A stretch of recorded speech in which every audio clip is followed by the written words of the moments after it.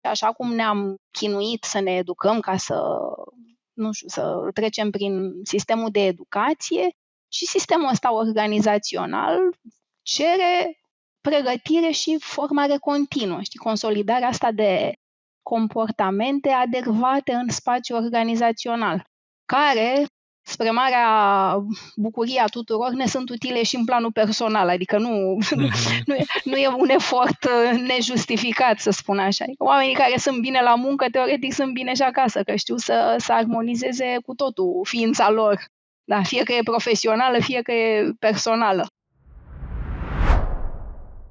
Eu, ca angajat într-o organizație, dacă nu-mi fac bine treaba, înțeleg unde asta poate produce impact sau niște efecte nepotrivite? Sau ce se întâmplă dacă nu fac bine ce am de făcut? Asta e o direcție și asta e pe partea de semnificație a muncii pe care o am de făcut. Iar pe partea de feedback îmi dau seama singur dacă fac ceva ce nu e bine sau trebuie tot timpul să vină cineva să-mi dea feedback și să corecteze.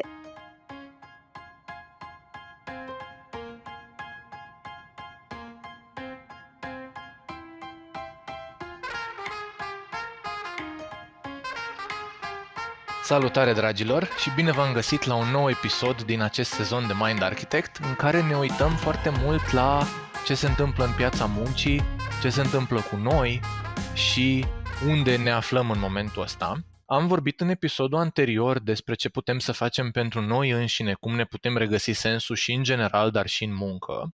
Iar astăzi, în episodul ăsta, care este practic perechea episodului anterior, ne uităm la ce pot să facă organizațiile pentru noi și la ce putem și noi, practic, să cerem să facem în interiorul organizațiilor. Acum, setând un pic cadrul pentru acest episod, plecăm de la un model din zona de psihologie pozitivă al lui Martin Seligman, și anume modelul PERMA. Model care se uită la care sunt sursele noastre de satisfacție, de stare de bine.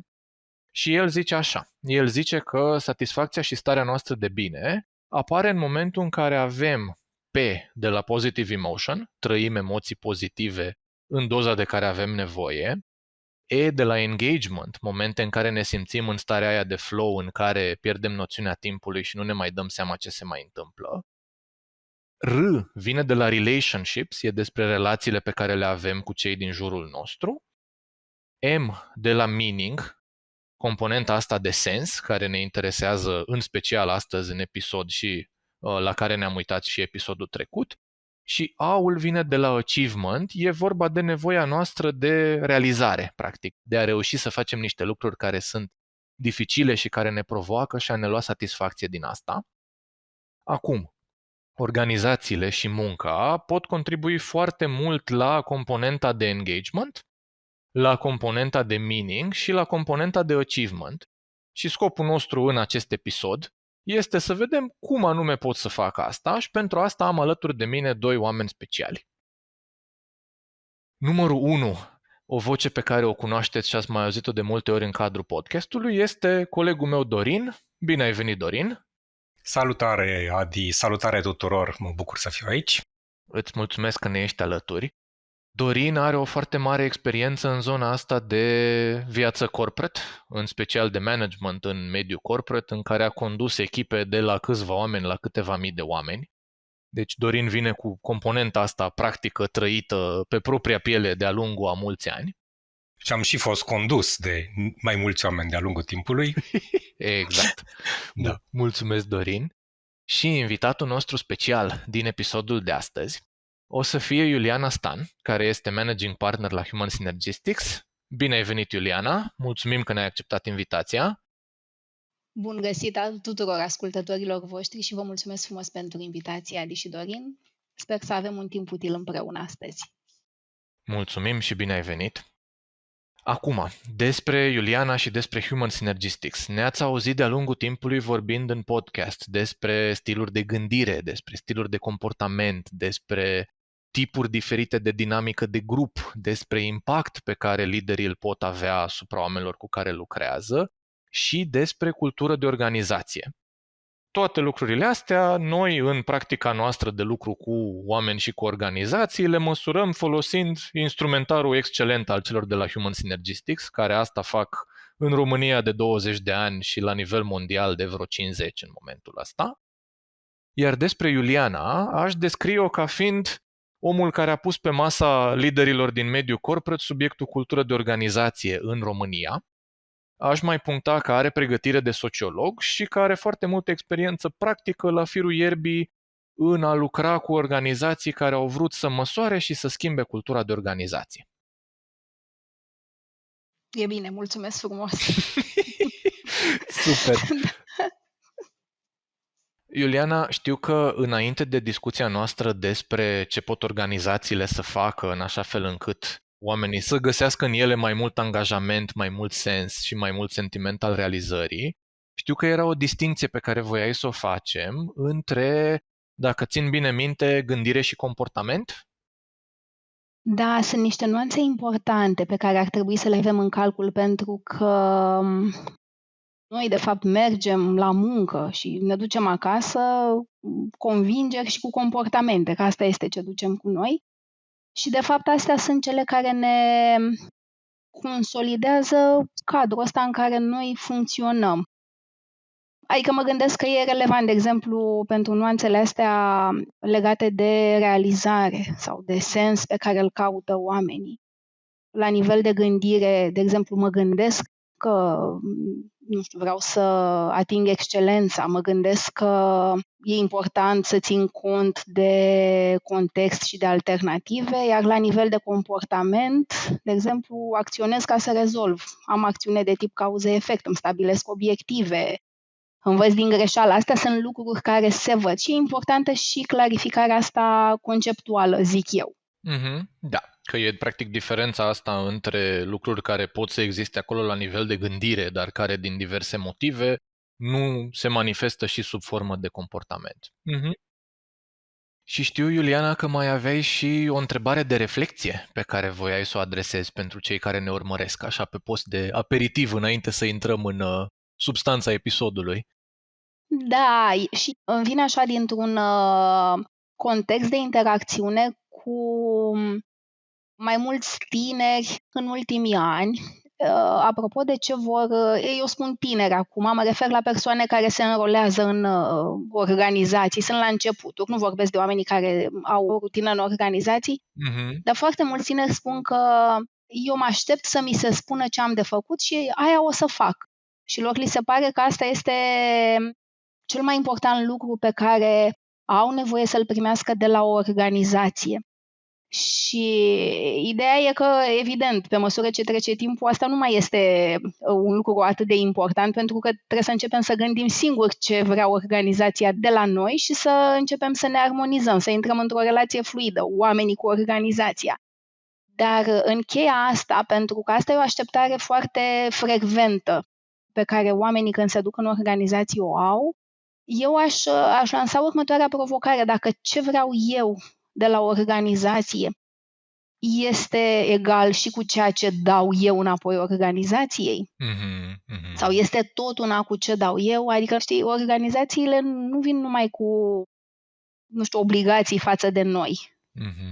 Știi? Iar noi nu avem numai drepturi de la organizație. Este o relație care trebuie văzută absolut tot timpul egal în sensul de echitate, egal în sensul competențelor și responsabilităților pe care fiecare le aduce în organizație. Dacă omul lucrează acolo, înseamnă că e nevoie de competența și de autoritatea lui în anumite spețe. Și atunci trebuie să fie tot timpul o relație în echilibru. Să dau tot timpul și primesc înapoi, dincolo de ce este tranzacțional. Adică tranzacționalul este la nivelul igienic, nici nu vreau să vorbim despre el, pentru că bănuiesc că ascultătorii noștri lucrează în organizații care au depășit etapa asta de dezvoltare. Ascultătorii noștri sunt oameni care știu să-și aleagă organizațiile, adică nu vorbim de organizații în care basic-ul ăsta sau spațiul ăsta igienic nu există. Adică ce e tranzacțional, ce e nevoie să fie evident salariu pentru muncă prestată, aia este de bază. Nici nu vreau să vorbim despre, că mi se pare că suntem în cu totul și cu totul altă ligă. Dar vorbim dacă trebuie, evident. Uneori trebuie în relație cu unele organizații, dar da. Oricum, mi se pare foarte, foarte faină întrebarea asta de reflexie și provocarea, pentru că de multe ori, și aici simt că se leagă mult de ceea ce practic o să discutăm în episodul următor, care e despre întâlnirea asta și contactul între tineri și piața muncii, pentru că prima angajare este probabil subiectiv unul din momentele în care e cel mai mare gap între ce, ca om care vin să mă angajez, și mi-aduc aminte și eu în ipostaza aia, mi-era mult mai clar ce aș vrea să cer organizației decât ce sunt capabil și ce sunt dispus să-i ofer organizației. Mhm. Da. Da, dar e ține și de maturitatea individuală și de etapele de dezvoltare pe care e firesc să le parcurgem. Adică evident că la început, când nu știi să muncești, efectiv, ai nevoie să înveți și ca să înveți trebuie să vină claritate către tine. Dar pe măsură ce căpătăm experiență și, adică ideea e așa că la început e începutul, dar după aceea viața noastră va continua în organizații, fie că va fi a noastră, organizația în care vom lucra, să zicem că ne desprindem, că devenim antreprenori, fie că rămânem la un angajator, fie că o să ajungem manageri, adică după aia viața noastră multă este organizațională, toată viața noastră devine o viață organizațională și atunci, așa cum ne-am chinuit să ne educăm ca să, nu știu, să trecem prin sistemul de educație, și sistemul ăsta organizațional cere pregătire și formare continuă, știi, consolidarea asta de comportamente adecvate în spațiu organizațional, care, spre marea bucurie a tuturor, ne sunt utile și în planul personal, adică nu e un efort nejustificat, să spun așa. Adică oamenii care sunt bine la muncă, teoretic sunt bine și acasă, că știu să armonizeze cu totul ființa lor, da, fie că e profesională, fie că e personală. Asta mi-a trecut și mie prin cap, că seamănă un pic. Mi se pare că e o întrebare care poate fi utilă și în contexte de, alte relații, inclusiv în context de cuplu, dincolo de ce vreau să cer, ce sunt și capabil și dispus să ofer în interacțiunea respectivă ca să primesc ce-mi doresc. Da, și ce ofer propriu zis, că pot fi dispus, dar să nu o fac. Știi, adică efectiv, ce se vede, ce văd alți ochi, știi? Cum e la comportamente. Una e de fapt intenția mea și alta este ce văd oamenii că a ieșit din mine în realitate. Da. Adică nu scrie în fruntea mea că sunt, nu știu, nervos sau supărat atunci când am un comportament neadecvat. Astea trebuie să fie aliniate tot timpul. Și asta e și treaba noastră, să avem indulgență, să înțelegem că trebuie să facem cu noi și cu viața noastră, dar e ceva ce se rafinează mult de tot în organizații, fiindcă te forțează viața, adică ești cu mulți oameni la oaltă. Și cu alții față de cei pe care tu i-ai ales, significant adărul de acasă sau prietenii apropiați. Da, mulțumesc. Mi se pare că se leagă frumos și de vorba aia lui Kennedy, care a devenit celebră cu "Ask not what your country can do for you, but what you can do for your country". Aici aș zice că e undeva, parafrazând, să ne întrebăm și ce putem noi să facem pentru organizația noastră, nu doar ce poate ea să facă pentru noi. Și aș merge către niște date legate de România și de cum arată în momentul ăsta starea pieței de muncă, pentru că avem niște date dintr-un studiu făcut de cei de la Gallup, dintr-un raport legat de State of the Global Workplace, care arată că România e un pic diferită, mai ales în context european, în sensul că România are cel mai ridicat procent de oameni care spun despre ei că sunt engaged cu munca lor, e undeva la 35-36%, de unde în general în Europa e mai pe la 15%, și inclusiv e semnificativ peste media globală.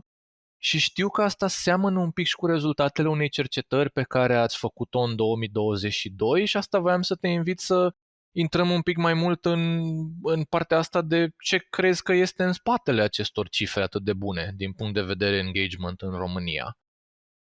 Da, eu sunt dintre cei care se bucură când apar date bune despre România, deși știu că au fost și multe obiecții la studiul ăsta de la Gallup, cum așa că nu e adevărat, că cine știe cum a fost făcut, adică totdeauna când apar și date bune, începe să fie contestată probabil metodologia. Și eu nu știu, cred că legat de organizații, nu știu dacă a mai avut cineva curaj să spună, am senzația că am fost prima care a spus asta în 2022, România este occidentală din punct de vedere al mediului organizațional. Știu că sună foarte pretențios așa și foarte multă lume poate își va da ochii peste cap. Vă rog eu frumos să nu o faceți, pentru că efectiv asta am făcut și cu asta m-am ocupat în ultimii 20 plus de ani. Evoluția a fost fulminantă, evoluția organizațiilor din România. Sigur că există organizații de tot felul, sigur că dacă ne apucăm să căutăm, găsim și organizații în care engagementul este de 10% și atunci respirăm ușurați că suntem în celelalte alte trenduri în care ne tot măsurăm cu Europa și cu alte țări. Dar ce s-a întâmplat efectiv, și asta o spun cu toată liniștea profesională, s-a întâmplat datorită hărniciei și competenței oamenilor din resurse umane din România. Adică acum 20 de ani era un management, în general management tânăr, oameni ambițioși care au crescut și au evoluat foarte, foarte frumos în rolurile de management în care s-au trezit, dragii de ei, că erau foarte tineri, mulți, da, când erau înrolați în companiile în care lucrau, dar au venit sub ei tineri, au venit oameni cu aspirații, oameni cu dorința de a face bine, de a învăța. Și pot să spun că pe subiectul ăsta al culturii de organizație, că eu la ăsta mă pricep și este în strânsă legătură cu rezultatele de la engagement, că n-ai cum să fii engaged într-o organizație în care nu ți-e bine, adică ele sunt împreună subiectele. Cultura a fost un subiect la care s-a lucrat foarte mult în România și s-a lucrat mult mai mult decât în alte țări din Europa, adică am acces, știu cum se lucrează pe subiectul cultură în Bulgaria, în Ungaria, în Serbia, în Polonia, în țările astea apropiate de noi, cu care tindem să ne amestecăm, să ne comparăm, să ne tot căutăm diferențe. În România s-a lucrat mult, s-a lucrat aplicat, s-a lucrat cu agenda la subiectul ăsta. Este un subiect care este pe masă, nu este la nice to have. Nu mai este doar la HR, este la toți oamenii care conduc oameni și de aici vine un posibil impact bun pe care și eu îl confirm cu date din cercetările noastre. Adică România organizațională este profund transformată. Se vede asta apropo și de impactul pe care l-au organizațiile în societate. România a evoluat datorită lucrurilor bune care s-au întâmplat în organizații. Repet, evident că se întâmplă și prostii, că peste tot nu se întâmplă numai lucruri bune, dar alea bune au produs un impact mult, mult mai util și pentru oameni și pentru țară. Asta este ce vreau să subliniez. Iarăși și America, cu tot occidentalismul în care ea este occidentală însăși, are și părți bune, are și părți mai puțin bune, pe care n-am vrea să le simțim sau să le trăim noi aici. România e mai mică, se scalează mai greu know-how-ul ăsta pe dezvoltarea organizațională, dar se întâmplă datorită a două surse importante, hărnicia oamenilor, și accentuez asta, că trebuie să fii harnic ca să ai succes într-o organizație, și profesionalismului pe care oamenii ăștia l-au luat foarte în serios. Adică eu cred că datele astea sunt super adevărate, super valide, doar mă bucur. Și aștept momente în care să fiu provocată apropo de întrebări din astea. Dar de unde crezi că e așa? Chiar așa este? Da, chiar așa este. Ajungem și acolo imediat, dar vreau să-i dau cuvântul lui Dorin acum, pentru că sunt curios cum se vede și din perspectiva lui ca om din organizație de mare dimensiuni. Dorin? Eu aici am rămas cu o expresie și o citesc tot pe Iuliana, când a publicat rezultatele ultimei cercetări de cultură organizațională pe România. A zis Iuliana ceva de genul că la începutul anilor 2000 toți ne doream o țară ca afară. Și iată că după 20 de ani o avem. Cred că ceva de genul ăsta zisese și Iuliana, nu mai știu cum. Să știi că o avem, da, deci chiar o avem. Sunt atât de, cum să spun, am avut recent o altă prezentare într-un alt context, exact despre lucrurile astea, despre cumva cele două Românii. da, cum ne împăcăm cu organizațiile bune, alea mai puțin bune, ce se întâmplă în organizații și fix de aici am pornit. Adică dacă ne aducem aminte că fix asta, vroiam doar atât, o țară ca afară, vroiam să ne fie mai bine decât înainte, vroiam fără comunism și am ajuns să avem mall-uri, s-au adunat și sutele alea de kilometri de autostradă. Sigur că puteau să fie mai multe sute, dar evoluția este fantastică și a fost pe calea exclusivă a organizațiilor. Plus că uitându-mă și în propria călătorie în ultimii 20 de ani, clar se vede diferența asta și dacă vorbim de vrem o țară ca afară, acum cred că mai bine de 20 de ani când mergeam prin deplasări și mergeam în interes de serviciu prin alte țări, mă uitam cumva cu invidie la niște lucruri pe care între timp, clar, în culturile organizațiilor pe care noi le trăim aici în România, se văd, câteodată chiar zic că depășim ce vedem prin alte părți. Mă bucur că ai spus asta. Iartă-mă, Adi, dacă vrei să continui, dar vreau să mai stăm un pic aici. România exportă bună practică și în management, și în proiecte din astea de tip dezvoltare organizațională. Ce vreau să spun este că proiecte de OD făcute în România, gândite, proiectate sinergic în sensul de atingerea obiectivelor strategice, cu consolidarea unei culturi care să susțină viziunea și obiectivele companiilor, proiecte făcute în România și prezentate în board-uri internaționale, devin niște referințe foarte bune. Deci chiar se exportă know-how-ul ăsta și din România. Repet, ok, nu sunt foarte multe organizații, dar sunt, adică avem studii de caz, putem să vorbim despre bune practici din domeniu și din România. Vă mulțumesc amândurora. Eu mai vreau să punctez un lucru care ar putea să explice de unde diferența asta mare de percepție. De ce există pe de-o parte niște date din astea de tip Gallup sau Human Synergistics care arată bine, foarte bine, excelent, uitându-se la cultură, la mediu din organizație, și de ce în același timp putem să avem acces relativ ușor, mulți dintre noi, la povești horror organizaționale de la oameni din, nu știu, rude, etc.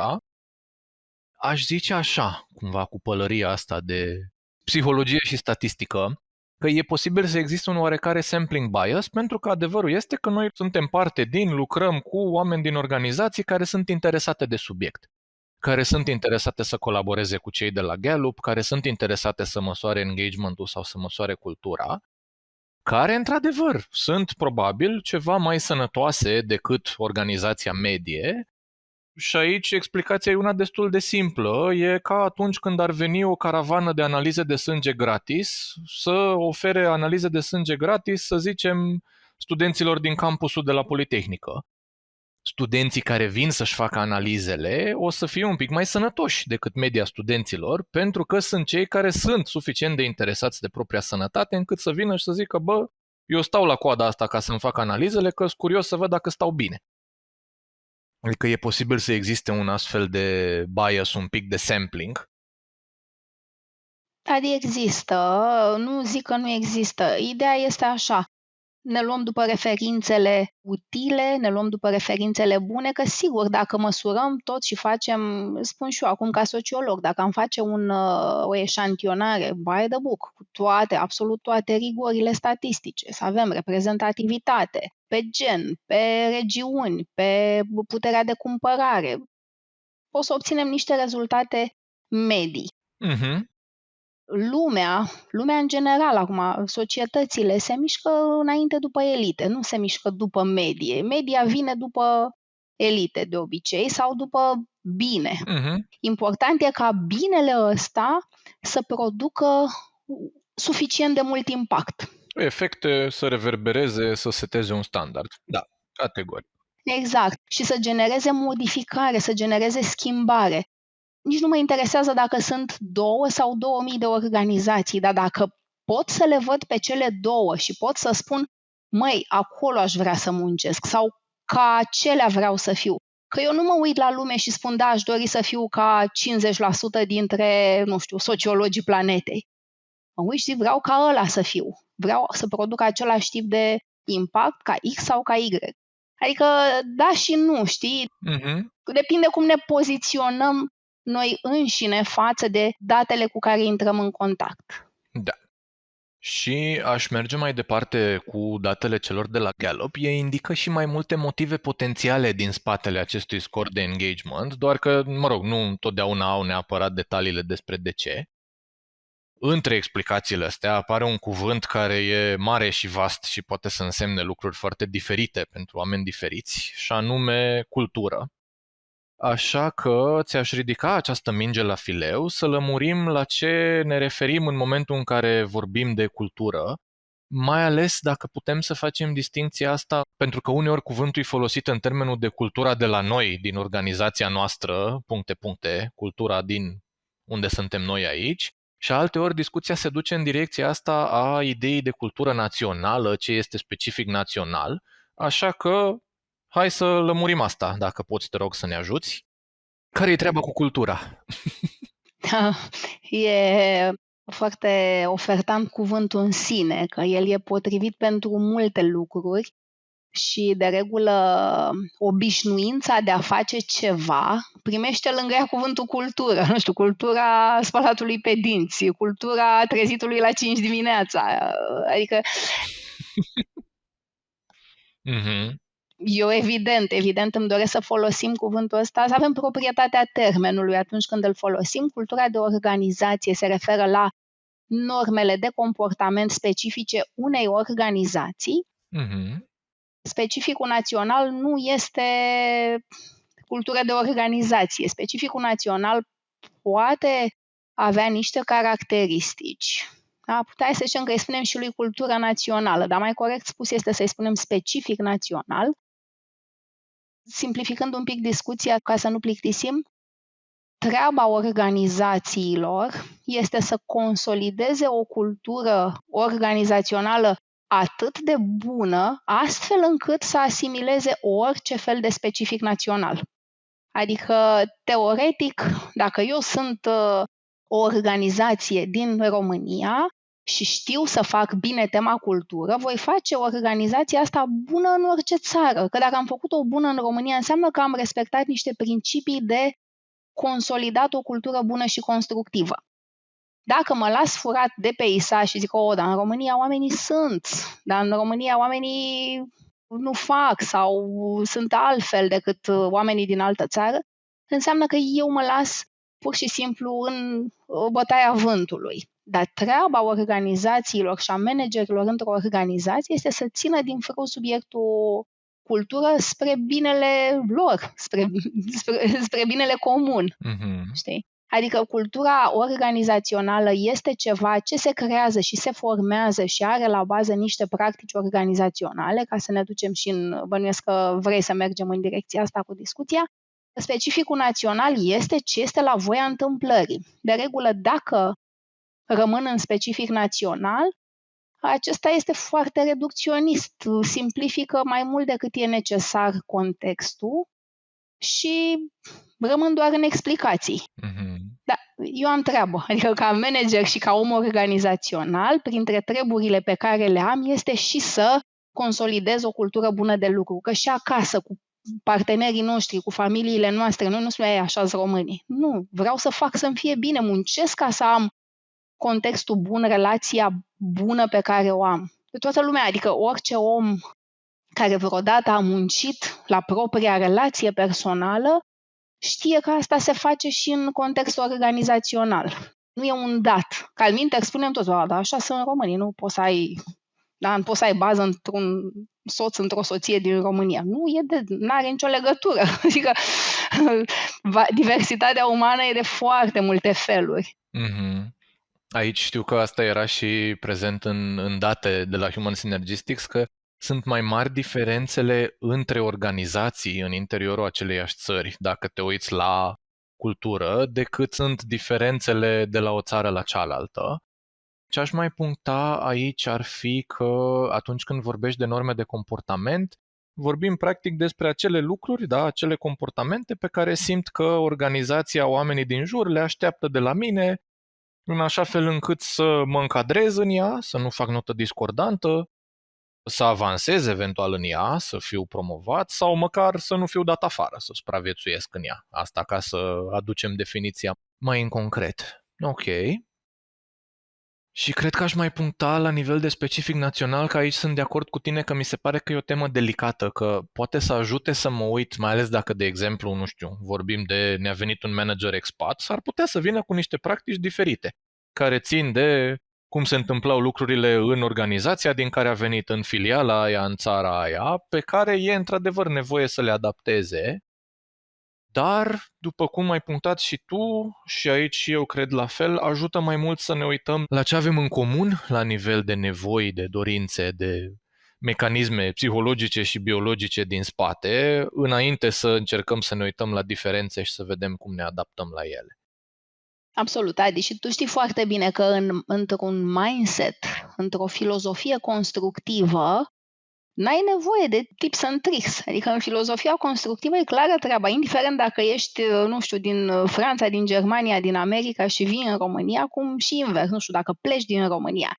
Problemele apar pe modele de gândire defensivă. Atunci apar, problemele, atunci devine greu, pentru că îmi pun scopul în sine în altceva decât în ce este relevant. Dacă noi am sta la nivel aspirațional, să înțelegem și revenim la ideea inițială cu care am pornit discuția asta, să avem în minte emoțiile pozitive, adică ok, ce se aude și în urechile celuilalt ce spun eu. Ideea de a consolida angajament, relații bune, să dau sens, să aibă omul sentimentul de realizare. Dacă eu rămân cu lucrurile astea în minte și le propag mai departe, evident că voi avea rezultate. Adică n-am cum să primesc înapoi altceva decât un recul constructiv din partea oamenilor.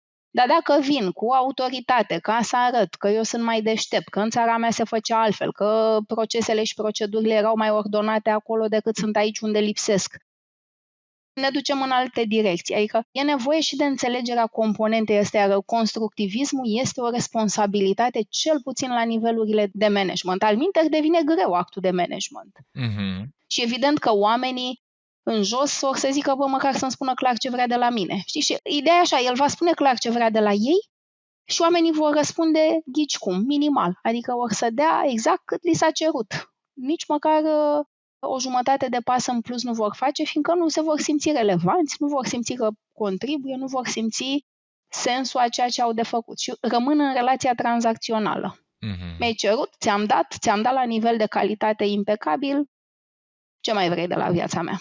Ori aici e dansul. Mm-hmm.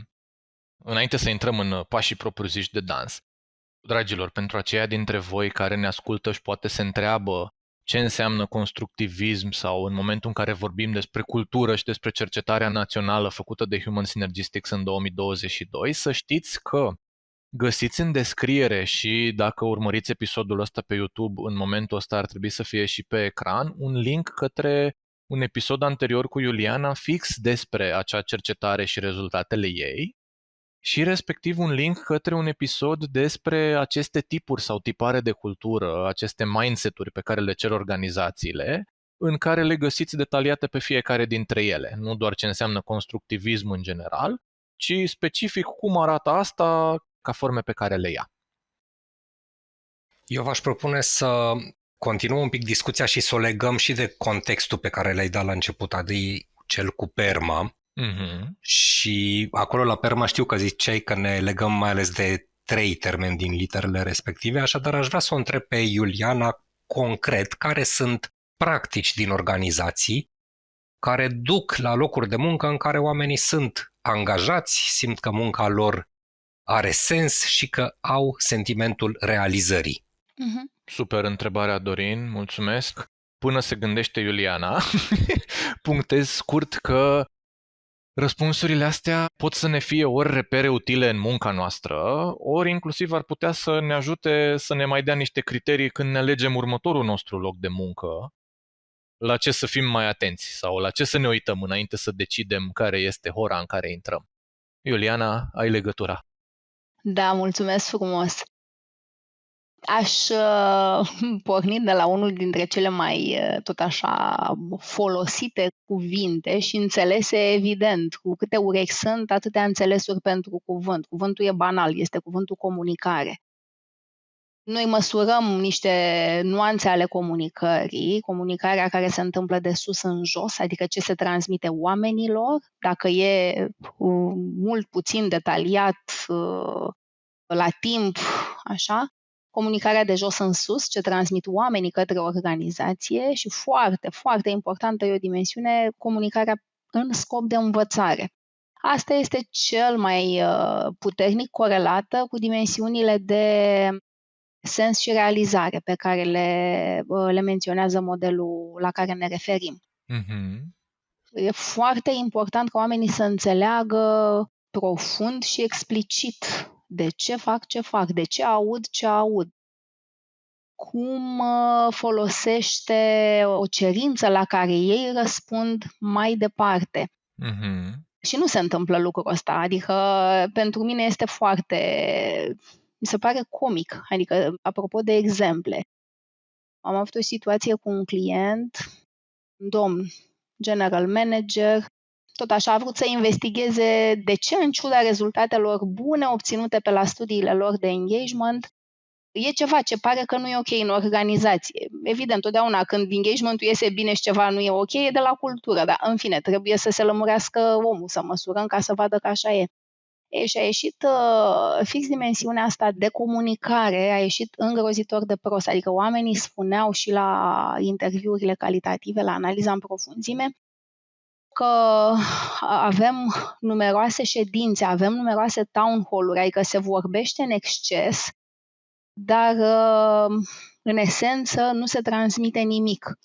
Și toate ședințele astea și town hall-urile și toate momentele de comunicare erau inițiate de acest manager. Și evident, când am vorbit despre rezultate, am zis, fii atent, primul lucru important e ăsta de comunicare. Și a fost foarte indignat că el comunică de dimineață până seara. Comunicatul nu e vorbit așa, fără scop și fără claritate în spate. De ce spun ce spun? Cui spun? Cine e nevoie să fie prezent? Cum corelează oamenii necesitatea unei ședințe cu timpul pe care l-au la dispoziție să facă un task? Adică sunt foarte multe nuanțe. Adică vorbitul nu e comunicare. Și încă mi se pare că în anul 2025, repet, și organizațiile cu care eu lucrez sunt organizații super performante, că au preocupări legate de cultură. Deci e o nuanță foarte subtilă asta din zona comunicării și asta a rezolvat foarte mult pentru că în capul nostru totul e clar. Apropo de ce spuneam inițial cu gândirea și comportamentul, clar că eu am o intenție bună, dar eu trebuie să mă uit și să văd cum se materializează. Deci comunicarea încă e un capitol care are nevoie de foarte, foarte mult antrenament. Sunt curios aici legat de comunicare, dacă, spre exemplu, e vreo legătură între comunicarea pentru învățare de care ai zis și ce se întâmplă în momentul în care cineva greșește. Da? În organizație. S-a întâmplat ceva, un proiect n-a mers bine, are legătură sau cum arată în contextul ăsta comunicarea pentru învățare? Poate să aibă legătură, pentru că teoretic dacă eu percep că se întâmplă bine comunicarea în scop de învățare în organizația mea, înseamnă că înțeleg ce e de înțeles, adică nu există mesaje distorsionate și eu învăț practic din interacțiunea cu organizația. Mm-hmm. Deci focusul e pe ce învățăm din acest eșec, nu pe cine-i de vină, practic. Și atunci se mută focusul, nu există ideea de vină. Adică cumva între cine e de vină și învățăm din greșeală, sunt 50 shades of something, știi? Adică așa se creează cultura. Mm-hmm. Ai zeci de nuanțe în care cultura se transformă. Adică dacă comunicarea asta pentru învățare e bună și oamenilor le este clar și înțeleg și învață, pentru că ăsta e motorul de dezvoltare și de creștere al naturii umane, învățarea. Știi, la un moment dat ni se pare greu că trebuie să învățăm ceva, ne dăm ochii peste cap, că nu mai vrem, că nu știu ce.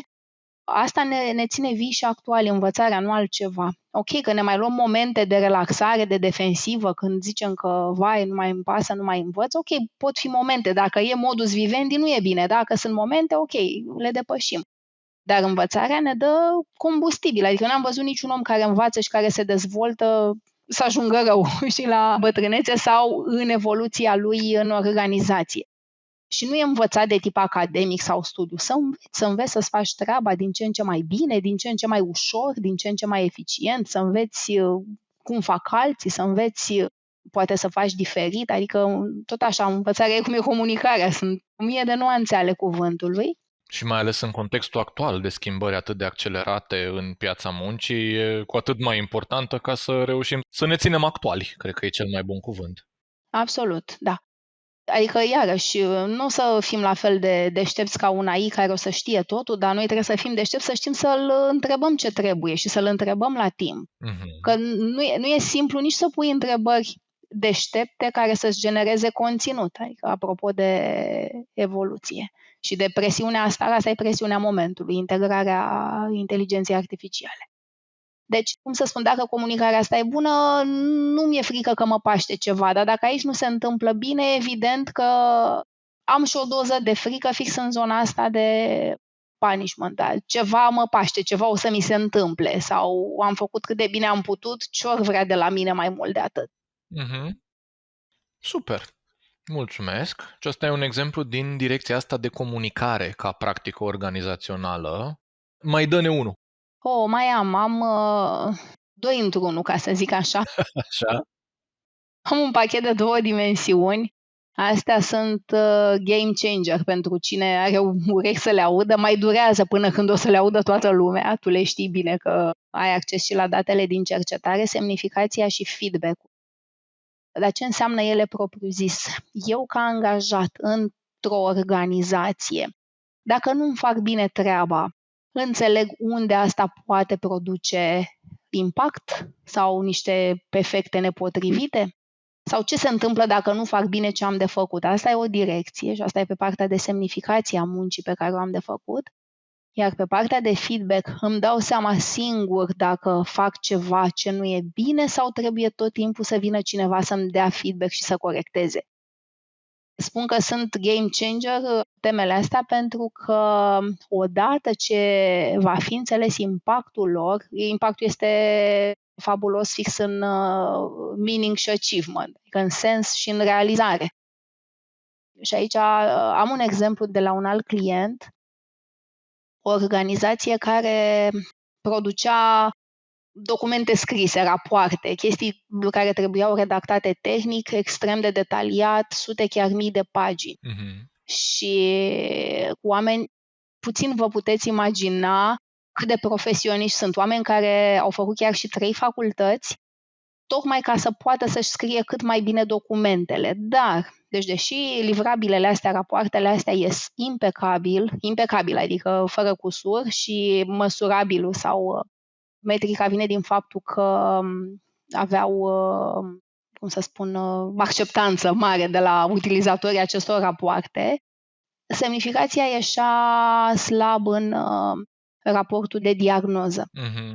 Și stând de vorbă cu oamenii, ei spuneau că am încercat să înțeleg cum de se întâmplă asta, că voi faceți niște livrabile impecabile. Și băi, sunt câte 6-7 perechi de ochi care trec printr-un astfel de raport. Ne epuizează chestia asta.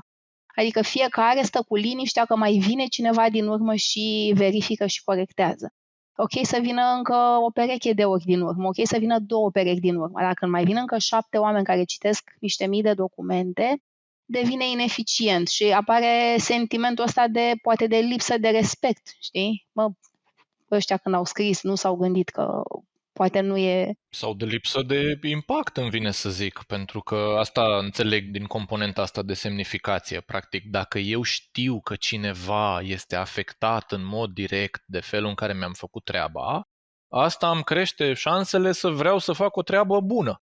Altfel, dacă știu că, indiferent ce greșeli las eu în raportul ăla, mai sunt oricum încă 5 care se mai uită la el și a căror treabă este să mă verifice, motivația mea e mult mai mică să fac o treabă foarte bună. Exact. Și uite-te asta cum se duce mai departe către norme de comportament. Știi? Bă, m-am uitat, am făcut câte bine am putut, las că mai vin și alții, știi? Nu? Bine că nu-i la mine ochiul final. Știi? Și mă duc într-o defensivă în loc să rămân exact sus, cum ai spus, la nivel de impact. Băi, hai să fac maximum cât de bine pot și să înțeleg lanțul cauzal de mai departe. Unde ajunge, cine citește. Hai să citesc cu ochii cititorului, cu ochii finali. Sau să scriu gândindu-mă că ăsta este materialul final. Sau, în timp ce fac o treabă, un job, uite, cum facem noi aici, da, stăm de vorbă, să ne dăm seama în timp ce vorbim, o fi interesant, ne mai ascultă cineva, își dă oamenii ochii peste cap, zic că e plictisitor și să încerci să te gândești, ok, dar dacă eu m-aș asculta pe mine, ce pot să iau din ce aud? Asta înseamnă, de fapt, componenta asta de self-feedback. Tot timpul să mă pot autoevalua exact când sunt în timpul acțiunii. Știi, ca la sportul de performanță, ca la not. Ai o șansă, odată înnoți 200 de metri, mă rog, odată la 2 ani, dar știi, să știi că e numai și numai la tine corecția pe care o poți face. Băi, noi n-avem antrenamentul ăsta mental. Știi, suntem mai mulți, am făcut cum mi s-a cerut, am făcut în guideline, am făcut în standarde. Și aici aș mai puncta eu o componentă pe care o simt din plin și la Mind Architect în rolul actual și anterior la Human Synergistics. Ce ajută foarte mult e momentul în care organizația e capabilă să se adapteze la om, să vadă că, băi, stai așa, că omul ăsta, pe lângă skill-urile pe care le-am văzut când l-am angajat, mai are unele. Bineînțeles. Așa că hai să-i dăm mai mult, să-i dăm și lucruri din direcția respectivă, să profităm de ceea ce știe el să facă, el, individul. Pentru că în momentul în care te simți tratat așa de către organizație, asta crește șansele să faci o treabă bună și să te simți motivat, cu sens, cu realizări și așa mai departe. Și aici e un paradox, pentru că organizațional vorbind, când te uiți la asta, când te uiți la sistem, gândul este că, băi, cum să zic, mă uit la el ca la o mașinărie, orice piesă se strică sau pleacă, e bine să o pot înlocui repede. Dar cu cât în organizația mea am niște roluri în care oamenii sunt mai ușor de înlocuit, cu atât scad de fapt șansele ca oamenii să fie highly engaged și să dea tot ce sunt capabili să dea, să-și folosească toate abilitățile în rolul respectiv. Adi, e fix nuanța asta. Sistemul e cu piese. Știi, sistemul organizațional e cu oameni. Oamenii nu sunt piese. Oamenii vin cu, știi, cu brain attached, știi, cu suflet. Adică suntem cu toții ființe complexe și indiferent de rol, tot timpul mai e ceva ce fiecare om aduce, știi? Absolut, adică contează foarte mult și ăsta iarăși e treaba organizațiilor să vadă oamenii așa, ca oameni, nu ca piesă în sistem. Da. Bun, mulțumesc, Iuliana. Deci am vorbit de comunicare internă, în special comunicare pentru învățare. Am vorbit de mai multe aspecte din zona asta de efectiv cum e făcută partea de job design, cum desenăm postul omului când îl desenăm. Ce alte tipuri de practici mai sunt care afectează măsura în care oamenii sunt engaged, au sens, au sentimentul realizării? O altă componentă e asta de, hai să zicem, influență. Adică măsura în care eu, ca angajat, ca om, iarăși angajat și manager, și managerii sunt angajați în organizații, deci om al organizației, simt că pot influența ceva. Și asta este important, pentru că dacă vin doar să execut, nu e rău nici așa. Știi că am auzit foarte adesea, adică, nu știu, hai să zicem 6 din 10 manageri zic, dar măcar de-ar face oamenii ce așteptăm de la ei. Deci fix aici e problema, trebuie să facă ce aștepți de la ei, dar nu ăsta e minimul. Plecarea e greșită.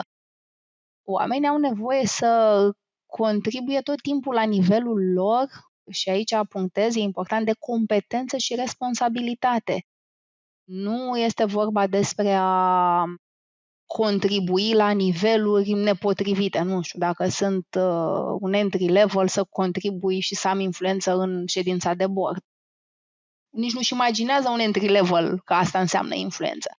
Influență înseamnă că acolo unde sunt implicat și sunt angajat pentru competența mea, să pot să influențez, să mișc și eu lucrurile în direcția respectivă. Adică dacă mi se spune doar fă ce ți se spune, lasă nu avea tu părere sau fă doar de aici până aici, atunci oamenii iarăși li se atrofiază entuziasmul. Adică faci un pic că e safe, adică la început tot timpul e safe să ți se dea ceva de făcut.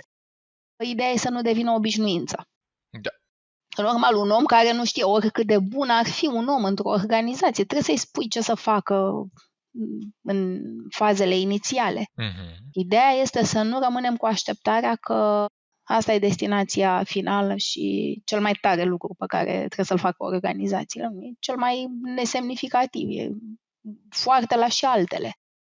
Eu trebuie să mă gândesc cum încep să-mi creez rolul și jobul. Asta e treaba noastră individuală. Știi? Adică, ok, face societatea sau organizația ceva din mine, dar eu din mine ce fac?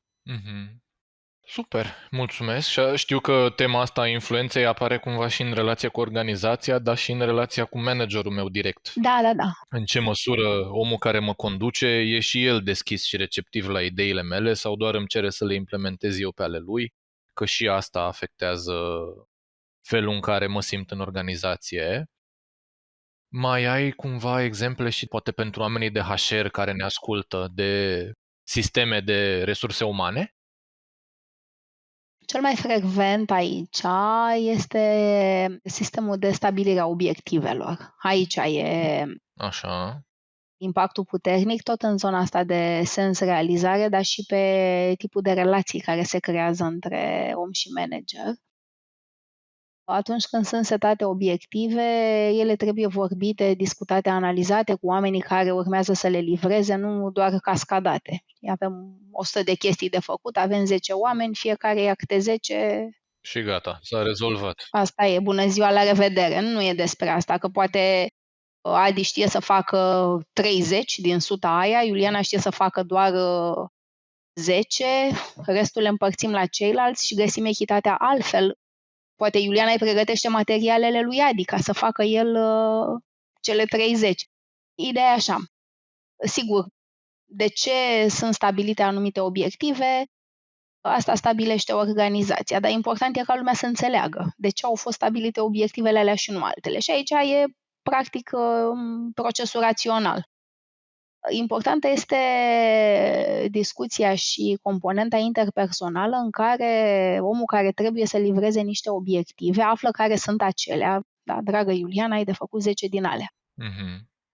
Iar omul ăsta care primește obiectivele are dreptul să le conteste, are dreptul să se manifeste în absolut orice fel vrea el să se manifeste, pentru că tot timpul vine o presiune, tot timpul obiectivele lor să fie mai mari și mai multe. Adică eu n-am auzit organizații care să-și scadă obiectivele.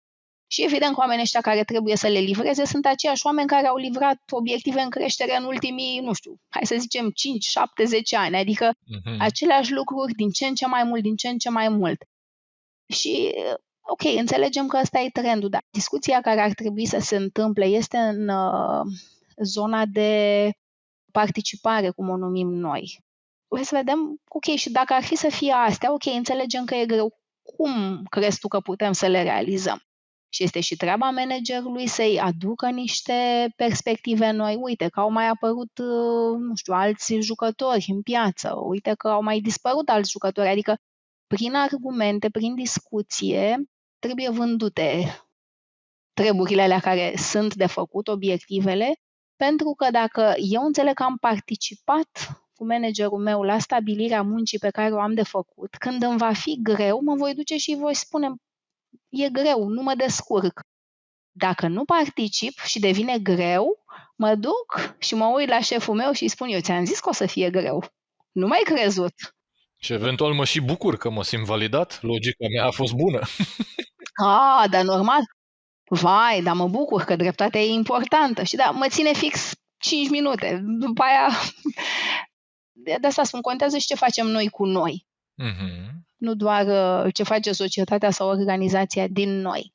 Deci, pe dimensiunea asta de resurse umane, componenta de stabilire a obiectivelor și treaba resurselor umane ar fi să-i învețe pe manager și să pună presiune pe manageri atunci când transmit obiectivele să înmulțească cu 10 timpul de prezentare a obiectivelor către echipă și discuțiile 1 la 1, fiindcă ele doar se transmit așa, telefonul fără fir.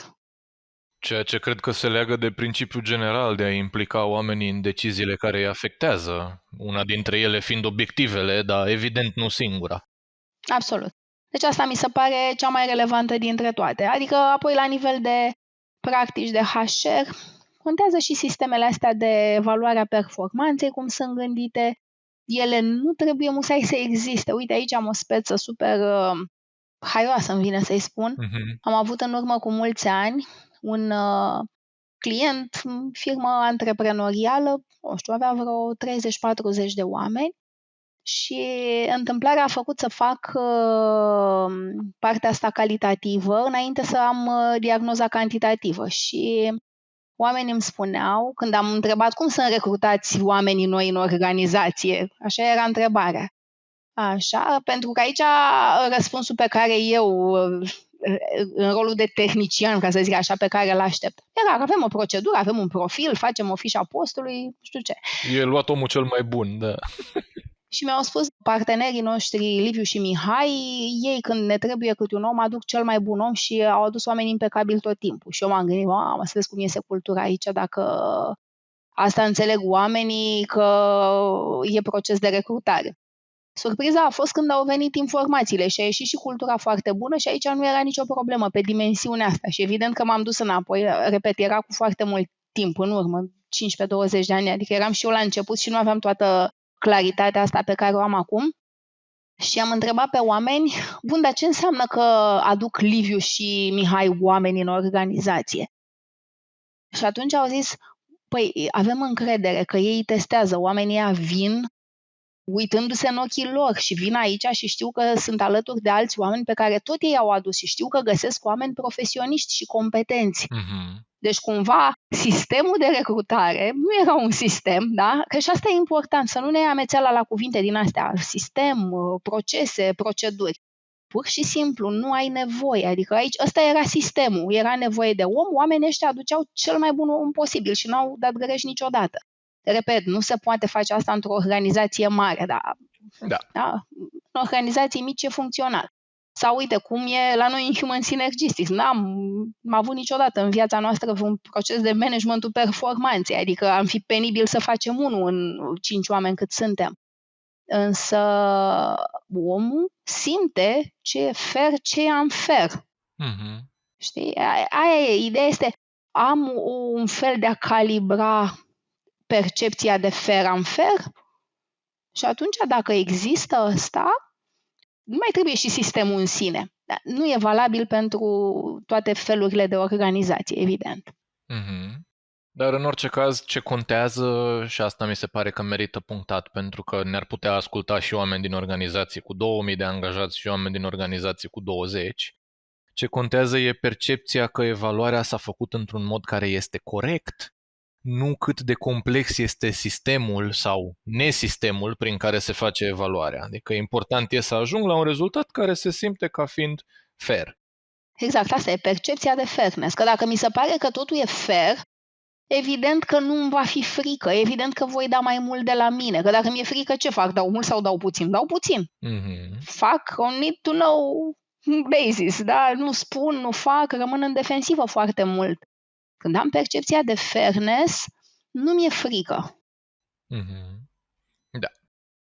Și încă cred că o dimensiune pe care am întâlnit-o în practică și care m-a surprins, tot din zona asta de sisteme de HR, mai este un factor legat de oportunitățile de training și dezvoltare, care în mai multe organizații la un moment dat cu care am lucrat, am avut surpriza asta că deși ele ofereau foarte multe oportunități de training, de dezvoltare, oamenii aveau acces la ele, totuși pentru că percepția era că nu toată lumea are acces la ele, pentru că nu toată lumea știe de ele, pentru că nu erau foarte bine comunicate, sentimentul era ăsta de cine vor șefii se duce la training, nu cine vrea sau cine ar avea nevoie.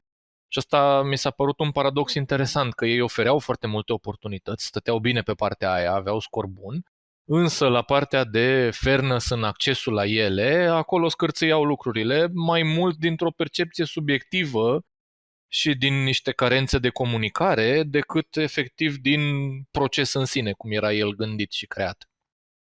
Absolut. Deci da, așa este. Îmi vine acum în minte, circulă, nu vreau să dau referința directă, dar pe transparență, iarăși o altă speță, apropo de cuvinte din astea care, cum sunt ele trecute prin practicile organizaționale. Meta, Mark Zuckerberg, transparență. A anunțat omul senin că în ziua D, la ora D, în statul X, or să fie concediați Y număr de oameni. Și întrebarea poate fi acuzat de lipsă de transparență?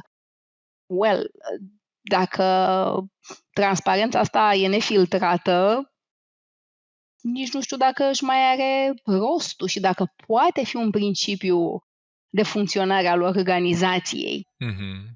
E foarte bun cuvântul transparență, dar transparența trebuie să aibă la fel, ne întoarcem la cuvintele alea de la care am pornit inițial, trebuie să aibă sens, trebuie să aibă scop, trebuie să țină cont de celălalt. Mm-hmm. Nu anulează nimeni calendarul de concediere. Dar transparența nu înseamnă să fii blunt, așa, și să spui ce-ți trece prin cap, ca autenticitatea. Eu spun ce am de spus, dragă.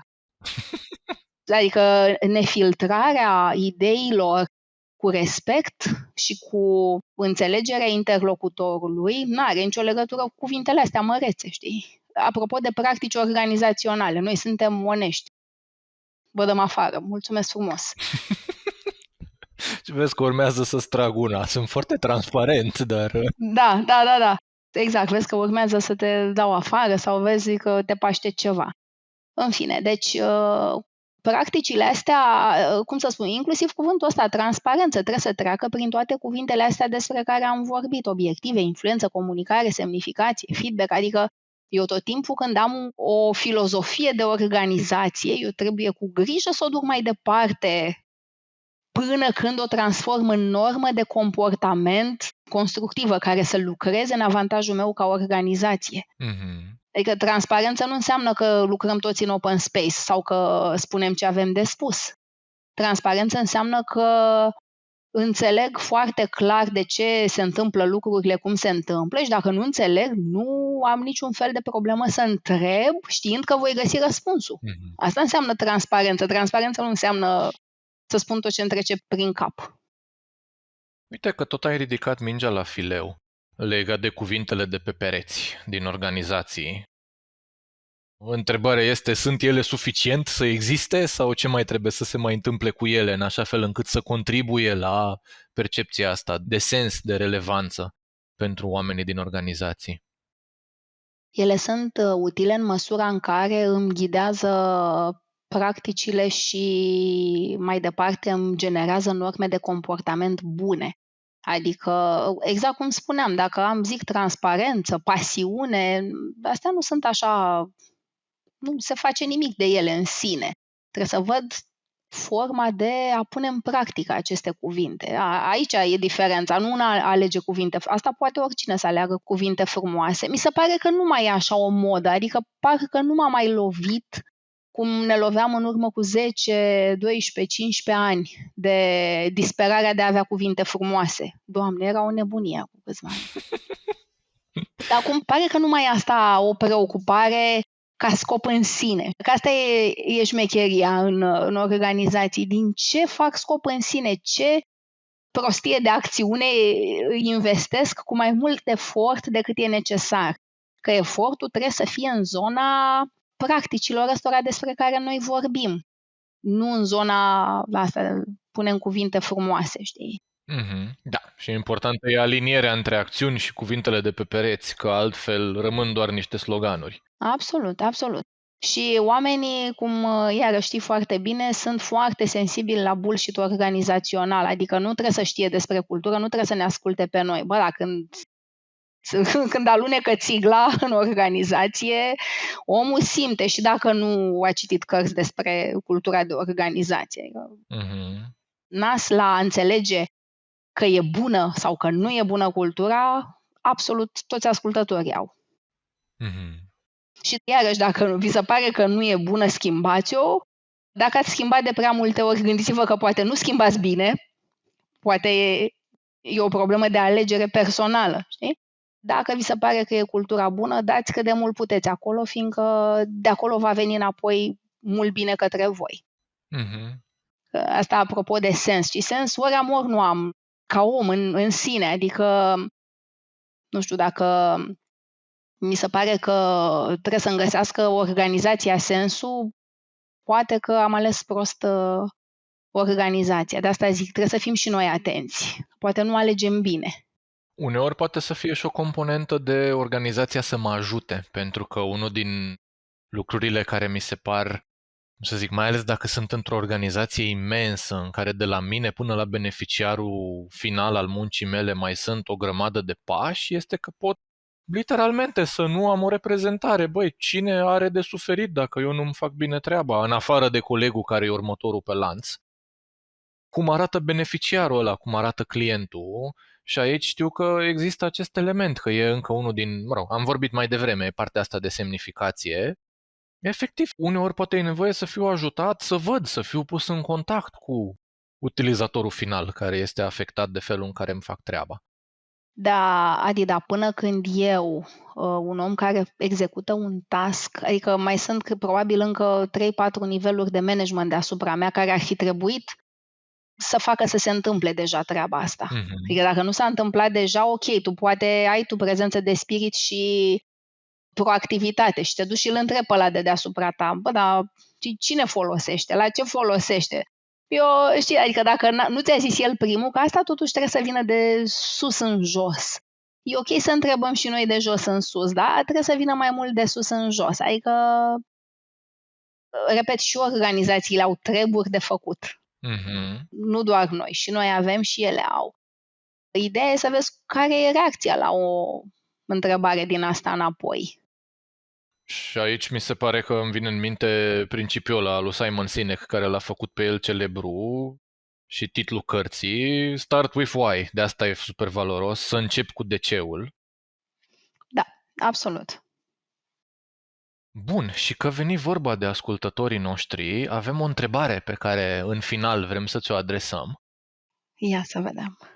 De la unul dintre ascultători, și anume, ea sună așa, e despre politica din corporații și omul ne întreabă cum poți să supraviețuiești într-un mediu corporatist unde, după un anumit nivel, e totul despre cine te place, contează cât de compliant ești cu ce-ți cere șeful, nu neapărat performanța. E delicată întrebarea. S-ar putea ca răspunsul meu să fie judgmental, adică ideal e să nu se ajungă aici niciodată. Că dacă am ajuns aici, tot pe o cale similară am ajuns. Și atunci, în sensul că mi-am pus scopul în sine în altceva. Mie mi se pare greu ca om să îmi găsesc stima de sine în a face joc politic așa la infinit. Că îl faci odată pentru o ședință de board sau o altă dată când, nu știu, vin niște oameni noi în companie, dar să trăiești făcând joc politic, sună toată viața, niște ani semnificativ să zicem, că nu stă nimeni toată viața în asta. Cred că, de fapt, se mută înapoi la om care are de luat o decizie personală. Adică dacă îi place să facă chestia asta și dacă îi se potrivește, e o alegere și o decizie să rămână acolo. Dacă nu, să-și construiască un alt fel de context în jurul lui în care să nu fie nevoie să, nu știu, doar să fii plăcut de cineva. Nu spun să faci lucruri ca să nu fii plăcut, dar nu poate fi un scop în sine ăsta, să te placă șeful și doar asta să nu mai fie vorba despre altceva.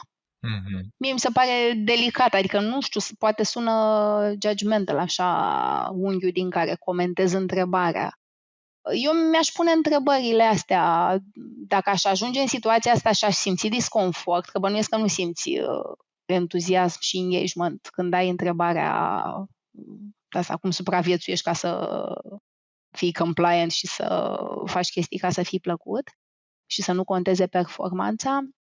M-aș întreba mai degrabă ce vreau, ce este relevant pentru mine, cine sunt oamenii semnificativi din viața mea ce ar face niște oameni care sunt importanți pentru mine într-o situație similară și cred că răspunsul la întrebările astea m-ar ajuta să-mi creez un context mai nobil un pic decât ăsta în care sunt.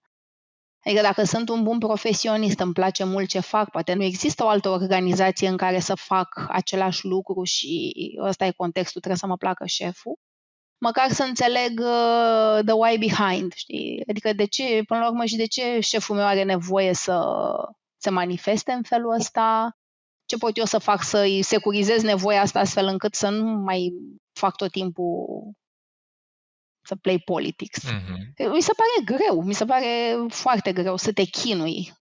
Mulțumesc. Aici am și eu o intervenție. Te rog, Dorin.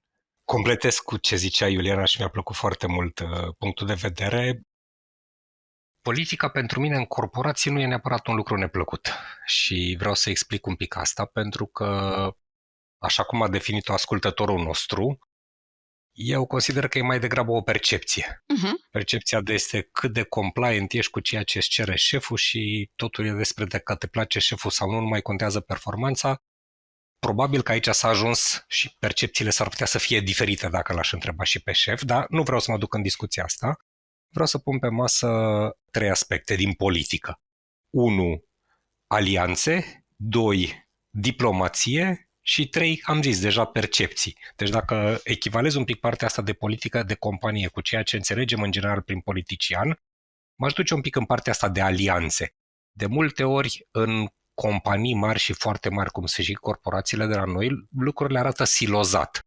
Și într-adevăr, dacă lucrez într-un departament și am un șef și am deasupra lui încă un șef și așa mai departe, câteodată poate deveni dificil de lucrat. Partea asta de a lucra un pic pe orizontală, de alianțe. Care sunt alte departamente care au obiective comune cu mine? Cum putem să lucrăm cu ele? Deci gândirea asta laterală aș vedea-o eu. Plus zona asta de diplomație. Iar e un termen pe care tot de la voi îl știu din formările cu Human Synergistics, dar câteodată nu e neapărat un lucru util să-i spui șefului în față ceea ce crezi despre el, nu? Absolut. Deci diplomația nu înseamnă neapărat să plecăm capul, ci să spunem lucrurile utile în acel context. Și uite, vreau să dau un singur exemplu. Mie mi-ar plăcea să văd oameni angajați în companii care se duc și deschid ușa managerului și îl întreabă care sunt prioritățile acum pentru tine, cu ce pot să te ajut, ce este în momentul de față cea mai mare prioritate, cea mai mare relevanță pentru tine. Pentru că, așa cum zicea Iuliana la începutul acestei conversații, de multe ori obiectivele sunt cascadate în jos, iar în organizațiile foarte mari, cascadarea asta duce așa, ca un val de bolovani. S-ar putea să ajungă la firul ierbii fără meaning, fără sens. Facem niște lucruri că așa ni s-au cerut. Exact. De-aia să mă duc un pic de claritate în sus. Pentru mine asta ține tot de politică și nu e neapărat în sensul negativ al cuvântului. Consider, cum ziceai și tu, Iuliana, că un bun profesionist e nevoie să înțeleagă un pic de politică. Eu, dacă ar fi după mine, aș face cursuri de politică prin organizații. Absolut, în nuanța asta sunt complet în acord cu ce spui, Dorin, evident. Adică e nevoie să învățăm să ne relaționăm interpersonal, pentru că asta nu se învață nicăieri și asta iarăși e important. Știi că noi când suntem mici, suntem acasă cu părinții, mă rog, acolo e un rol, e un tip de responsabilitate, după aia ne mutăm în sistemul de educație, intrăm în alt tip de rol, altfel de responsabilități și când ajungem în organizații avem impresia că s-a terminat, că nu mai e nimic de demonstrat, nimic de făcut, dar ghișce, de-abia atunci începe viața adultă, știi? Da. Și fix atunci, știi, când suntem obosiți după atâtea chestii pe care a trebuit să le antrenăm la nivel de comportament, că toți așa învățăm să ne comportăm, de fapt. Comportamentul e ceva ce se învață, se schimbă, se ajustează, se adaptează. Și fix comportamentul ăsta organizațional și le intrăm relaxați, gata, nu mai am nimic de demonstrat. Well, abia începe, știi? Toată viața noastră e în organizații de la 21-22 de ani încolo. Și e mai multă viață în organizații decât a fost la școală sau acasă cu mama și cu tata, știi? Și e haios așa, știi? Da, dar trebuie să învățăm să cerem, să învățăm ideea de egalitate, ideea de reciprocitate. Doar simplu fapt. Dacă m-aș gândi tot timpul în interacțiunea cu un coleg, dacă mi-ar face mie colegul ăsta ce-i fac eu lui, poate că la mân, că nu-i răspund la mail, că îl țin on hold, whatever, ce trebuie să-i face, că toți facem din astea, toți avem câte un moment așa de importanță personală. Dar tot timpul dacă am avea ca o lumină așa deasupra capului întrebarea asta, dar dacă ce fac eu lui ăsta mi-ar face și el mie, mi-ar plăcea, s-ar putea să fie un prompt de modificat comportamentul foarte util. Mm-hmm. Mie ce-mi venea să zic mai înainte când ai zis că toată viața e în organizație și e în relații interumane și îmi vine în minte, mă gândeam la Esther Perel, pe care probabil o știți, psihoterapeut. Ea a făcut inițial un podcast foarte mișto pe nume Where Should We Begin, în care avea în principiu cupluri care discuta un pic separat cu fiecare și împreună despre ei și produs foarte mișto și cu insight-urile ei inserate pe parcurs. Practic avea o sesiune cu ei și după aceea a făcut gradual o tranziție înspre ideea asta de relații profesionale, un alt podcast pe nume Housework. Dar paradoxul interesant este că dacă sapi un pic mai mult și iei fragmente din discuții, la un moment dat nu prea mai... Le muți de colo-colo și nu știi din care podcast sunt, da? Exact, că sunt tot teme despre încredere, despre contribuții inegale, despre ascultare, despre... Banii și gelozia, ca la Investigation Discovery, știi? Astea stârnesc focul cel mai tare. Fix aceleași teme sunt, Adi, și iarăși că am văzut foarte, foarte mulți oameni și aveți și voi o experiență vastă. E foarte greu să faci bine lucrurile la serviciu și prost acasă sau să le faci foarte bine acasă și prost la serviciu. E cel mai greu, știi? Adică consecvența e mult mai ușoară. Și anume consecvența în bine, teoretic. Adică oamenii care fac bine și sunt buni colegi se descurcă bine și acasă și invers. Oamenii care sunt în relații echilibrate acasă vin și sunt colegi echilibrați și la serviciu. E foarte disfuncțional să fii bine într-un loc și complet rău în alt loc. Deci aici e la alt podcast și mai avem încă 2 ore de discuție, știi? Bănuiesc că nu e nici pe aproape de tema de discuție și atunci nu intrăm în subiectul ăsta. Ce vreau să subliniez este că gândirea asta constructivă, aspirațiile bune ale oamenilor, ideea de sens, ideea de respect față de a cultiva relații cu ceilalți, astea sunt mantre în absolut toate mediile din viața noastră, știi? Și acasă și la muncă. Mulțumesc frumos, Iuliana. Mulțumesc frumos și Dorin pentru participare, insight-uri, perspective. Mulțumim, dragilor, dacă ne-ați fost alături până aici. Mulțumesc și eu. Pentru cine vrea să intre în contact cu tine, cu voi, Iuliana, unde te pot găsi oamenii dacă vor să te găsească, să te citească, să te contacteze? Da, mulțumesc frumos și eu, Adi, pentru invitație. A fost foarte savuroasă discuția cu voi. Eu sunt pe LinkedIn, mă cheamă tot Iuliana Stan și acolo și o resursă unde punem tot timpul materiale despre cultura de organizație este site-ul www.culturaorganizațională.ro. Super! Mulțumim foarte mult, Iuliana, pentru timp și pentru insight-uri și pentru perspective și pentru toată experiența împărtășită.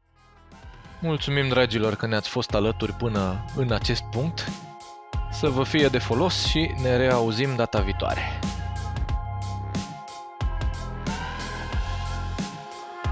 Acesta este un material gratuit prin care echipa Mind Architect contribuie la dezvoltarea personală și la cunoașterea de sine fundamentate în știință.